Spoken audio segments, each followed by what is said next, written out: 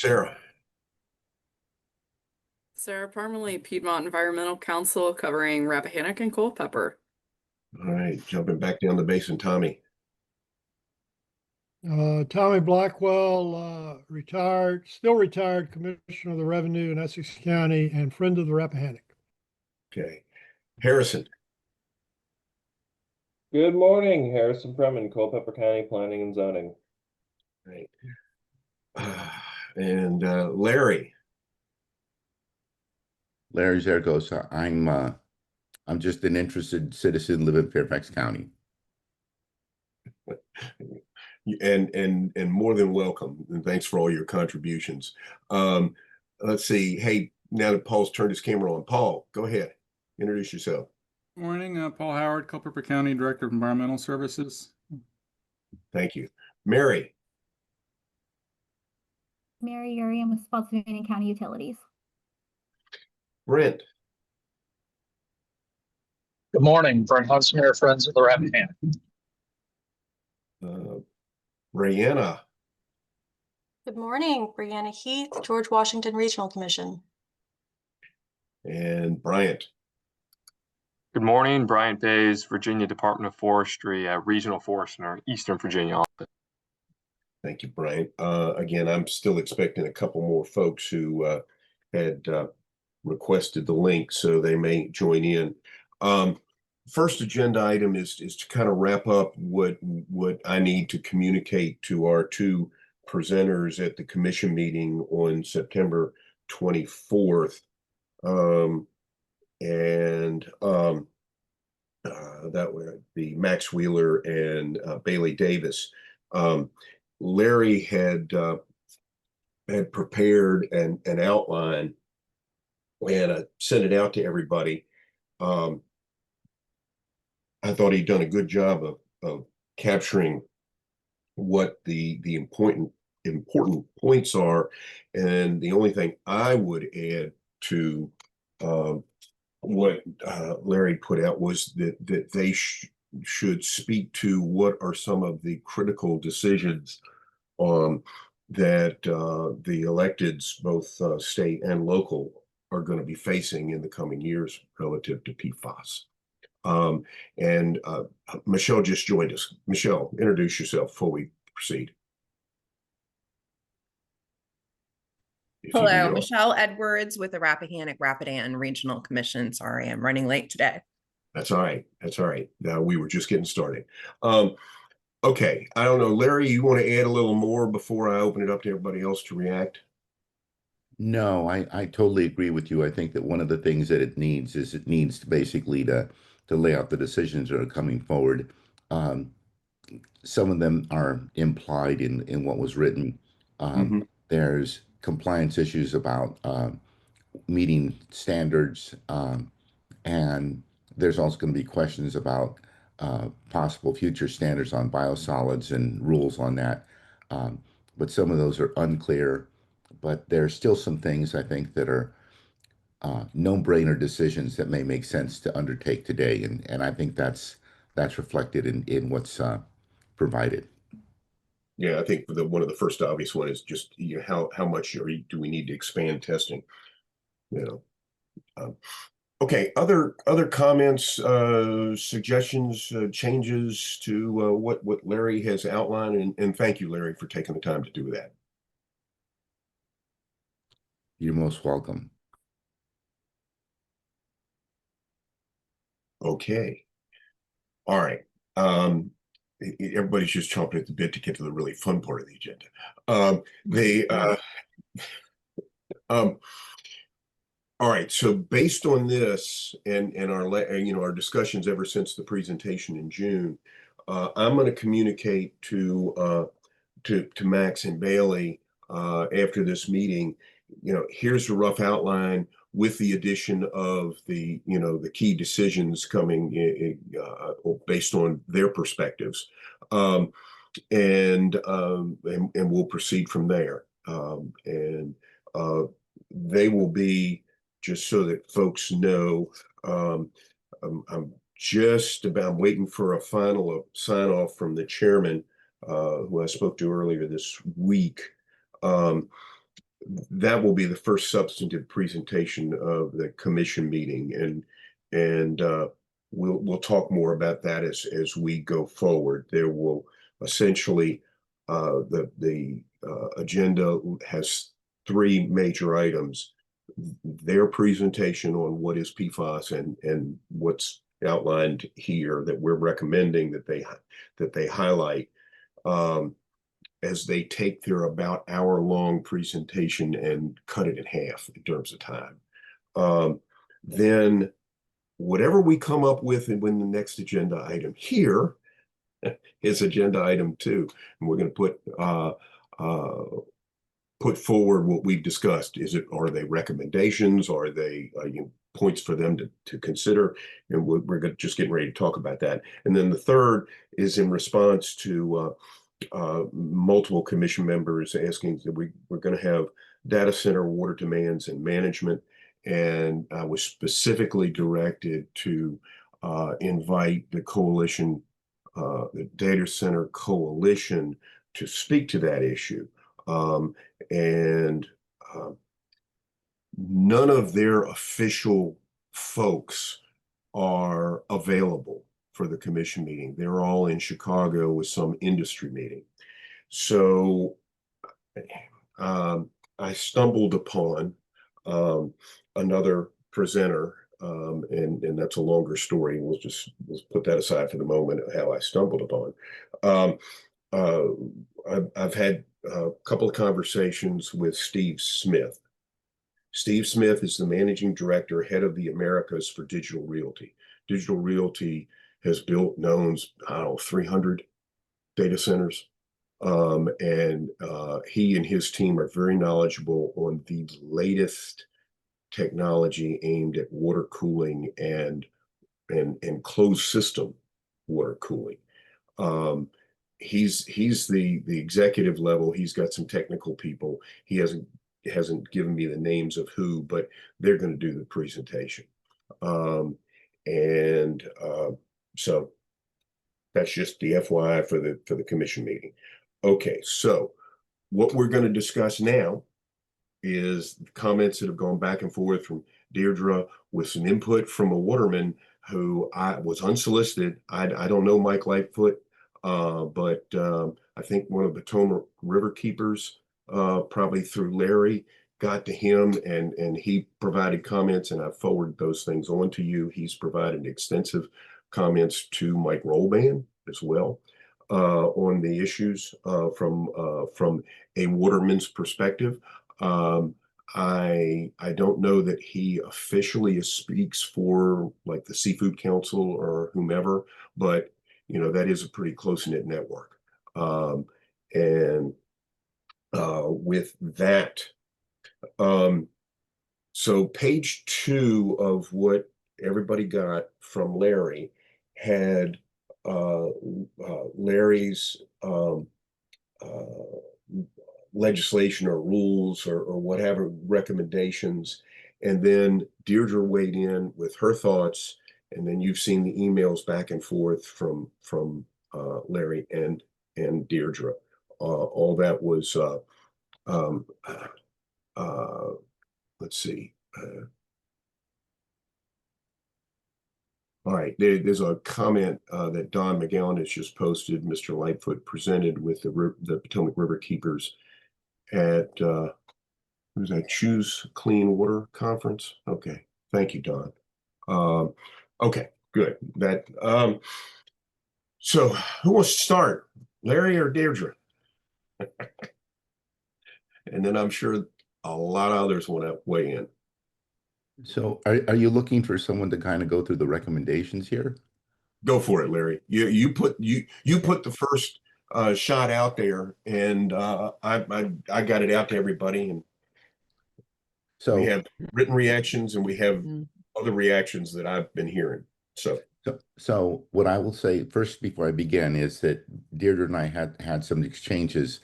Her email pointed out that there was some additional clarity that would be helpful. And so I think that's basically what resulted from that exchange. I think we're in agreement on the technical pieces.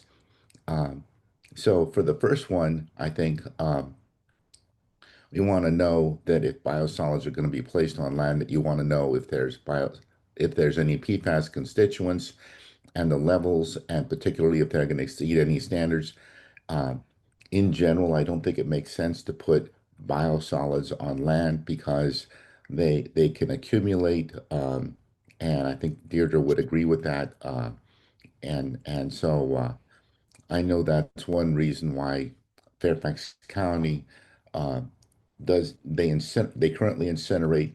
They don't like the idea of incinerating because you're contributing to greenhouse gases, but they have no plans to stop incinerating because they're more concerned about um, land farming biosolids. Um, the other option might be installing in or putting into landfills. Um, and the second recommendation really is um, to avoid using biosolids on land, um, and uh, and it's not just because of the crops; it can also contribute to runoff that can impact seafood, and that's an issue which you just noted has been discussed with the Potomac River Keeper and the watermen. Uh, so those are two. Uh, um, I think it's important to undertake an inventory of PFAS sources within the state. Um, Eldon, I'd shared with you a piece that Director Harrington in Fairfax County had prepared, where Fairfax County was undertaking an inventory of sources within the county, and we think that's important because it makes it makes much more sense to treat contamination at the source than it does to try to chase the very low concentrations that are spread over wide areas or end up in publicly owned treatment works facilities. Um, and it's just an expensive way to do it. The source should be the place where they're addressed. Um, and that also supported by law as well. Uh, And then finally, a statewide strategy should be developed to address PFAS risks uh, that may have not been addressed in the above three actions. So hopefully we'll get something that's comprehensive. Okay, thank you, Larry. And Larry is referring to this report that Fairfax Water produced. And I think Director Harrington is said he's fine with people using it in his email communication with me. Anybody on here who wants it, email me and I'll send it. It's about 50 some pages long. But let's just say PFAS is ubiquitous. And Right. the in Fairfax, they had two hotspots, I believe, if I read this correctly. One is related to a firefighters training facility, and they suspect that it's left over from the firefighting foam that Fairfax banned in 21. They stopped using because of concerns with this, but it's left over. And the other is related to landfill in the I-66. What was the intersection, Larry? West Ox Road. Thank you. Yeah. But those were the two prime hotspots. And so if anybody is interested, send me an email and I'll forward this report to you. It's worth reading. If nothing else, read the beginning and the end, the executive summary and the conclusions. Let's see. Deirdre, you want to weigh in since you were back and forth with Larry a little Sure. bit? I completely agree with what Larry has said, and I want to cite a few situations where biosolids applications have been shut down entirely, and that is the state of Maine and the state of Connecticut. New York State is working on it. NC State is doing a lot of research at this time. Oklahoma, the same. So this is an issue that is being recognized nationwide.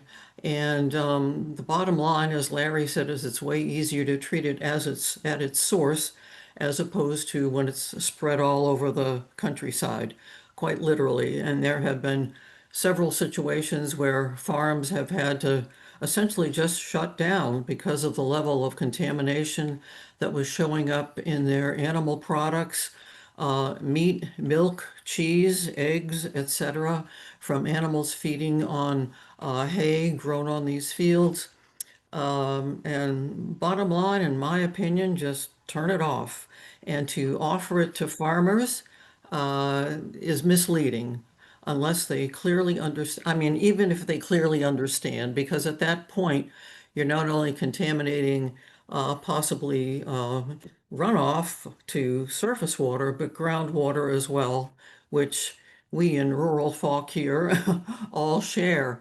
So, you know, it's an issue that needs to be addressed, and I think you just need to take the expedient route, turn it off, let the political games play out, but it is what it is. And I think the parameters for testing, both at the source and on the ground, have not yet been determined and nailed down yet to a point that is, let's just say, believable and scientifically provable time after time after time.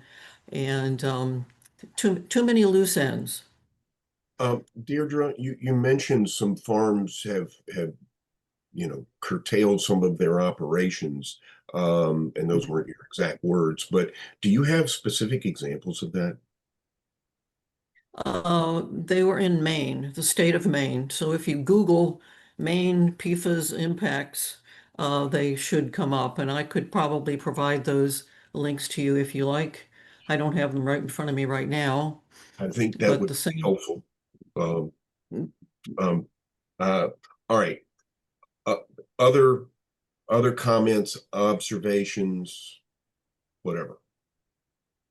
I've spoken to a few professionals in the field, both on the technical and the producer side, and let's just say there's a rampant case of heebie-jeebies. And even for instance, some of the researchers at NC State, which I find to be a great source of information, are, you know, they calling this whole issue into question, and even some people with various state agencies in the state of Virginia who shall remain nameless, as well as their geographical location. But they're like, you know, you get small amounts, you start to apply them, you have no idea what the bioaccumulation rates are like at this point. The accumulation rates within the soil, if you apply biosolids repeatedly, even if their PFAS limits fall within the limits that are currently, quote, acceptable by EPA and DEQ. There is no hard science on what the future brings for multiple accumulation rates. Sarah, thank you. That I assume that New York Times link is the main situation. Yes, this one goes over the main situation. There's also an active lawsuit, I believe, in Texas over a Yes. neighboring property being contaminated with PFAS from biosolids as well. I'll drop that in the chat also. Thank you. I appreciate that. Yeah, there was also a case in Johnson County, Texas, where a landowner applied for federal disaster assistance because of issues related to the impacts to his land. And again, I can provide links to that if you like. Yes. Okay. Okay. Other perspectives, comments. I guess. Sorry, go ahead. Come on, John. Well, having been down this road for most of my professional career, I'll just say that the big problem we're going to have is that, you know, the industry, including the waste producers, the sludge producers, look at it as this is the cheapest way to get rid of the product. Fairfax incinerates, but you know, Blue Plains, for instance, is the biggest sludge producer in the Metro DC area, and they actually had plans to build an incinerator, but you know, that looks right across the river at Alexandria and all of its political muscle, and they realized that was going to be an extremely tough row to hoe, and so they've been hauling ever since the 80s, and that has you know, we need major legislative change. You know, we're going to go the same route as solid waste, and that this is an item of interstate commerce, and some state rules are probably going to get challenged at the federal level. As you know, how can you say no to this if there are willing producers of it? It's an item of interstate commerce, just like trash is. And so you know, I associate myself completely, having spent again 35 years fighting sludge, the belief that it shouldn't be a mandate, but the plain fact is, effectively, it's a mandate. So, well, I'm disappointed that our Farm Bureau representative hasn't weighed in. I've kept him plugged in on the emails communications, but anyway, so be it. Yeah, I had something. Go ahead, Tommy, please. A few years ago, while I was still commissioner, I went out on a Essex County forest tour, going around the county, and we saw where biosolids were being applied to new pine forest, and it's a big. That's where a lot of the biosolids are being used here in Virginia, is in the forestry area, and I know some farmers I've talked to here in Essex County don't want to use them because they've gone to precision farming where the application of fertilizer is very precise.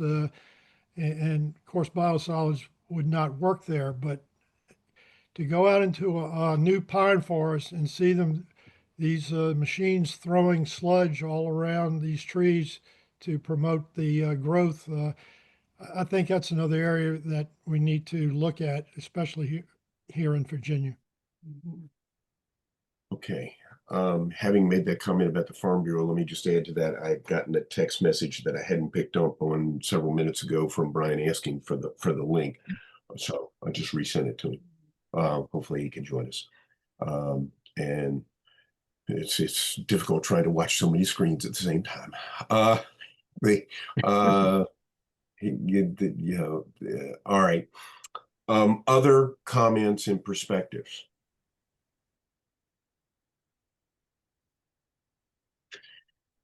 Okay. What I'm going to do is take what we've had. Brian Johnson is now getting ready to join us. All right. Before I do that, I'm going to have to apologize because he's going to feel like he's just gotten sideswiped.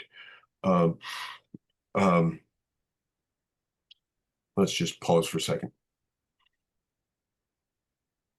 Hey, Brian, I am sorry I didn't see your text in just till a minute ago to send you the link.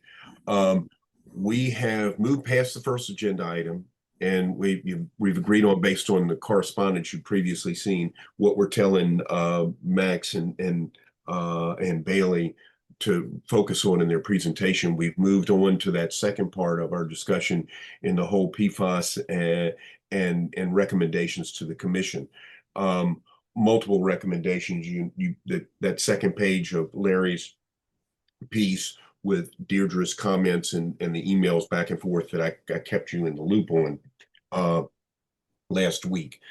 And I don't want you to feel like somebody's sideswiping you here when you just dropped in. And so I'm apologizing up front. It is not meant to be a sideswipe.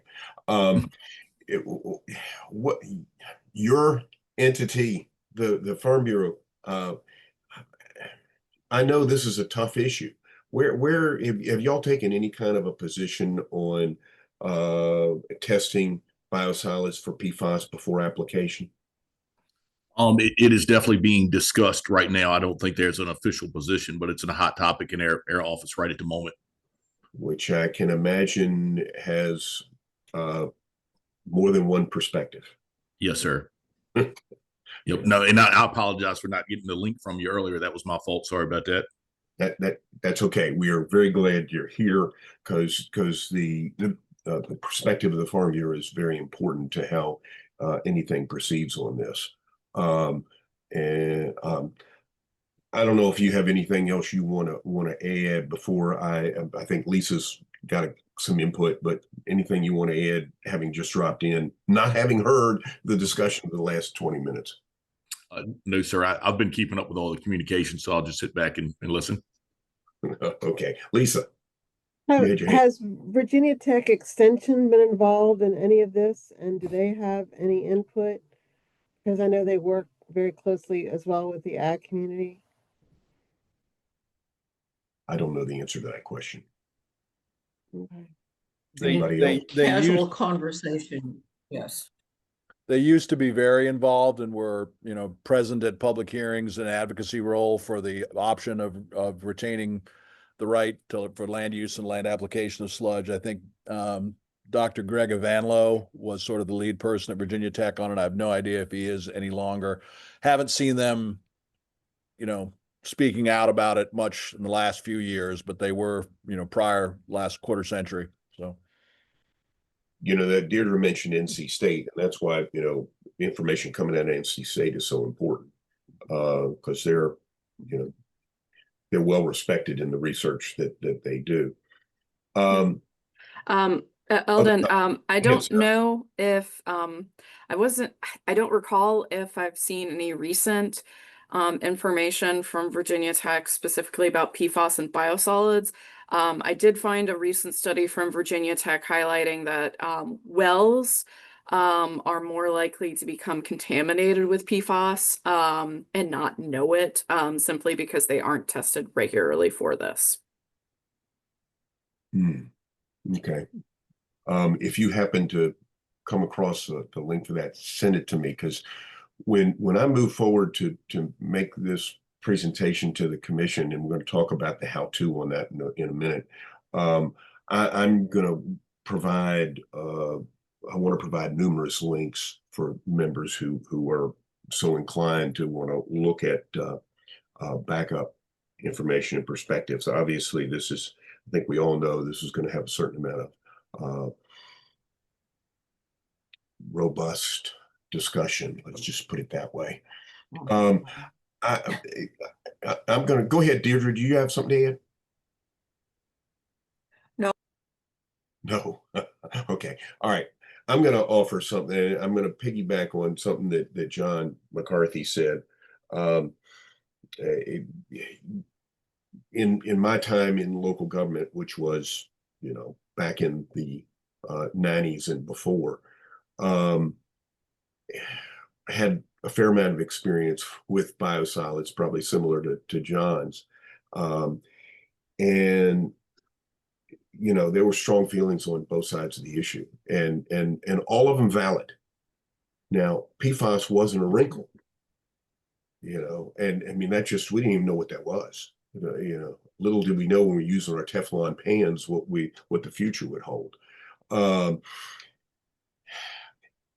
I learned then that there are three things you can do with sludge, and really only three things. You can landfill it, you can incinerate it, or you can land apply it. And, you know, there were valid arguments to all of it. And I think that argument, that universe does not change for biosolids that test clear of PFAS. But with the introduction of PFAS and all the implications, then the discussion changes. And in seeing the communications back and forth between Larry and Deirdre and the, you know, the backup that Larry shared with me, yeah, you can incinerate PFAS, but it's a very high temperature and for a very long period of time. Larry, can you speak to how high that temperature is relative to the traditional solid waste incineration, and how sustained that heat has to be? So it's my recollection that the temperature has to be at least 1400 degrees, and the whole time has to be a couple of seconds. So it's very it's a demanding scenario, but and if you don't have those kinds of conditions, then you're not going to have the destruction that you really want and need. So you make it airborne. Yeah, I mean you're gonna be spreading it around, so that's not what you want. So uh, Well, in it the is. interest, yeah, in the interest of full disclosure, I may have come across as somewhat facile with my remark about it, how you can incinerate it without consequence. Because let's face it, some of the constituent parts that are of concern, the heavy metals in particular, I mean, they're elements. You're not going to eliminate them by incinerating the sludge. You're simply going to concentrate them in the ash. So, I mean, there is, or in the emissions that come out of the stack. So, incineration is a valid option, but it has its own consequences and hooks. So, I want to be fair to the fact that this is a product, or this is an end product that in order to dispose of it in any of those ways, there are downstream, figuratively and literally, consequences for it. So, Well, and the air emission depends on your bag house scrubbing, yeah, and everything like that. And the ash depends on back to landfilling. exactly. And your whole leachate collection and protection system. Okay. We're still landfilling in some unlined Subtitle D landfills. So, I mean, it's quite possible that landfilling is no better a consequence of removal of PFAS than some of the other methods, but those are few and far between and lesser. I was going to say, if you're really talking a true Subtitle D landfill, ideally you're collecting it all in the leachate. There's a dual liner system and a leachate collection in between and on the back end. Yeah, I'm sorry. I meant to say there are some old landfills that got extensions that still have, incinerator ash and/or sludge being disposed of, but those are fewer and far between, and they are mostly all Subtitle D now. So should be fine, he said with little confidence. Oh man, you're making me relive history here. King George's active landfill when I was administrator had permit number 5. Didn't even know what a liner was when the county dug that first hole. We were just happy that it wasn't an open burn pile, which was the technology before that. That landfill is now a public park because it has completely been dug up and put into a Subtitle D plus landfill. That's right. It had every that landfill has every liner protection just shy of being qualified as hazardous waste.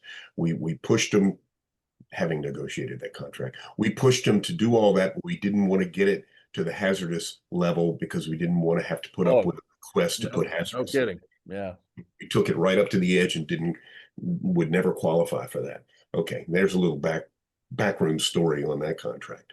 And the operator had to dig up the old landfill and move it because we knew we were going to be digging it up anyway sooner or later because absolutely we already had proof of groundwater contamination from that landfill. Yeah, I know what the horrors of that are. Okay, so Alden, go ahead, Larry. I might just add one more thing to add to the complexity of all of this. The landfill liners that they use for this stuff typically have PFAS in them. And so that's yet another source of PFAS. That's fascinating. I had no idea. It makes sense, now that you say that. But I used to work with a guy who was the PFAS expert for EPA. And back when nobody even knew what that meant, or most of nobody. Right. Yeah. All right. Other perspectives. And Brian, if you want to weigh in at any point, we really are interested in where y'all are coming from. Okay.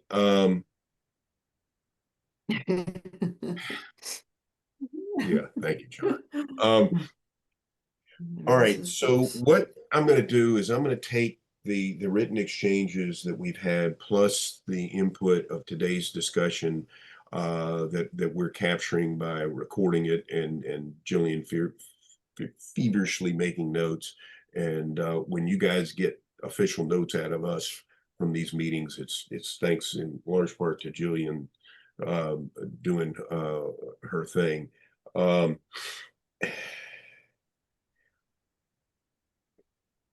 All right. Commission meeting. What I'm going to do is I'm going to try to put something together that is concise and not overwhelming, and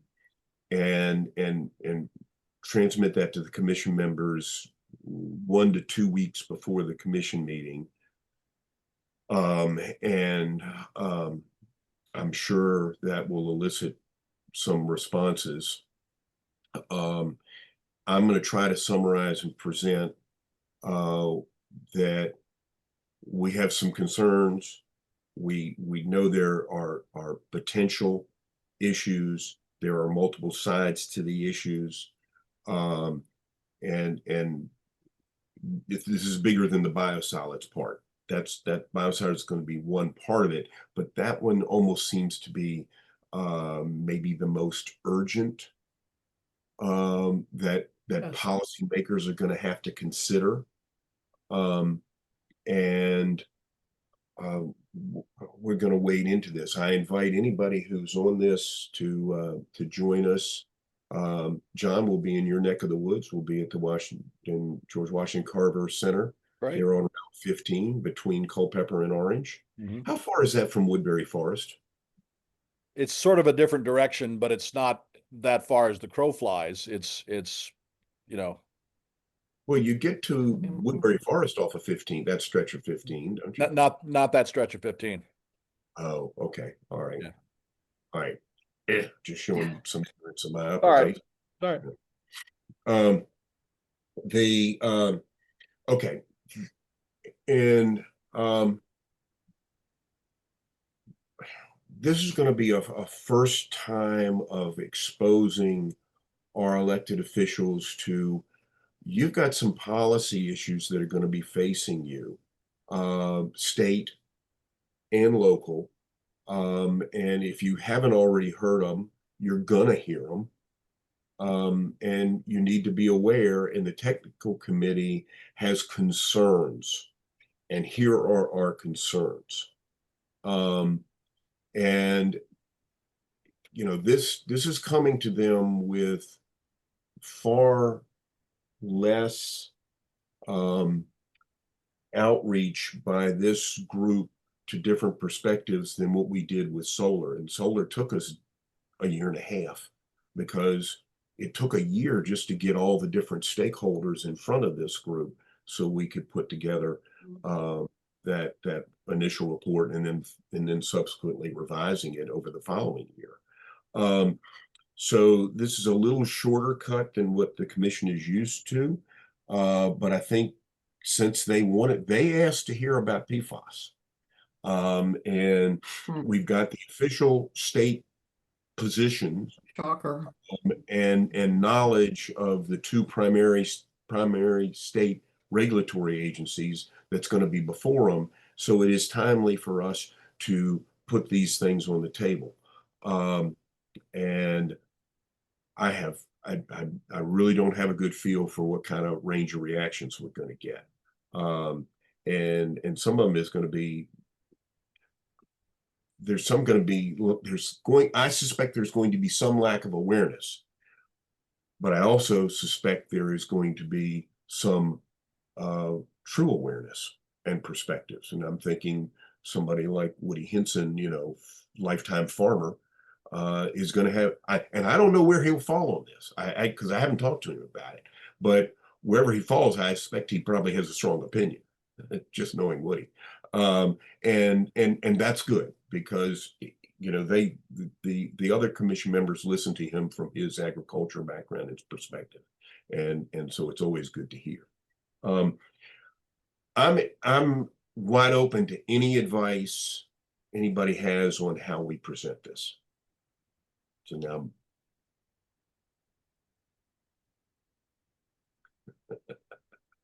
oh, come on. Okay. All right. What? Yes. If I could suggest, I really like everything that you said, but I also really agree with you that what you lay out needs to be very simple and straightforward. But one of the things I think that's really important to emphasize, is a point that Deirdre has made. And that is that you put the stuff on the land, and actually we talked about this a little bit before you got on, Brian, and then you run a risk of contaminating crops, and you run a risk of impacting seafood, and basically threatening the use of the farmland, and that's something I think that's important. I think that building agreement on the technical facts, I think, is really important, because in the end, I think we all have a similar interest. And part of it is we may be working from different information. So I think if from our perspective, this is a technical committee, and so we should be looking to build technical agreement. Right. Right. And that's my concern with the short turnaround on this, but I think we've got to get the issue. I agree with many people here that we've got to get the issue on the elected officials' table and let them tell us, hey, we need to know more. And then fine, then we can go do that. Yeah, this is the start of a conversation. I don't think this is, a in any way an end result of the conversation. So I like that. I will use those words. I also I think the fact that they asked about this issue is significant. And also, I'd like to thank Sarah and John for providing the links to those articles that I referenced verbally. And those are lessons learned from other areas that have similar concerns. And for that reason, I think it is important to take a look at those, at the history of some of this as it develops. And the science isn't there yet as far as a level of assurance in continuing the practices that we have been practicing. And I mentioned I did speak to people at Farm Bureau and at Virginia Tech, whose names I shall not mention because I didn't ask them specifically, and I don't know how willing they are to put their names out there. So, but they're pretty much in agreement that this is a continuing problem. It impacts the economy of the agricultural community, which is, I would have to suggest, having some real issues right now. So we don't want to add to that. And that's a concern. Thank you, Deirdre. And just tying back to what you had said earlier, Deirdre and Larry, what you have echoed, and what the Fairfax report says very clearly, it's going to be cheaper and more effective to treat it at the source than to do the cleanup later. And that's the whole threshold of land application, and why it's a discussion that needs to be had. And some people are going to feel don't land apply to, other people are going to feel differently, but it's a discussion that needs to be had. Okay. All right. Just going forward, folks, Jillian and I will be working on trying to put this into a concise form, and then maybe if I can condense this to a page of what are the key issues that they're going to need to be considering, and then the second page just be a whole list of links. Here, if you want to know more, here are different things that you can read, and that way we can they can go as far or as not far as they want to go. And I will be on vacation starting next Tuesday and be gone from the 26th to the 6th. So if you're not hearing anything from me at that time, that's why. But once I'm back in town, we're really going to have to jump on this. The commission meets on the 24th. We'll have another technical committee on the 17th. What I would like to do on the 17th is have what I either have just sent to the commission or I am about to send to the commission. And Lisa, no, I haven't done any reach out to DEQ compliance officer. And good point. Unrelated to this, I have a meeting Friday afternoon with Mike Rollban on not on this issue. We're meeting with him, David Blunt and Joe Lurch and I, to what is DEQ recommended to the governor in terms of funding for water supply planning. And if time permits, I'll try to buttonhole him at the end of the meeting and give him a heads up that this is coming, because I don't want him to feel like excited either. No, because well, I just tell him that's not the intent, and he'll accept that. We've known each other long enough. So I'll consider that, Lisa, an alert to the compliance officer. What I'd like to do on the 17th is be a final sounding board week ahead of that commission meeting with this group. Depending on how comfortable we are with what we've done between now and then, like I was about to say before I got sidetracked by Lisa's note, is that it will have either just gone to the commission or will be about to go. And maybe the wise thing to do would be wait and send it on that Wednesday afternoon, 1 week before the commission meeting, after we've had our last crack at it. I think I'm thinking and talking at the same time, folks. Yeah, I think that probably would be the wiser thing to do. So I will have that draft out to you before that meeting, and we can tweak it, refine it, and then I'll do the follow-up. Does that sound agreeable to everybody? Sounds great. Eldon, I'm going to reach out to Martha Moore, at our head lobbyist at Farm Bureau, and give you a little bit better input than I'm giving you right now here in the next day or two. I appreciate that. And, make sure Martha knows we're not out to gore anybody's ox at all. It's just that, the commission asked us to look at PFAS. I didn't know it was going to take us down this path. But it very quickly did. Yep. That's fine. I appreciate that.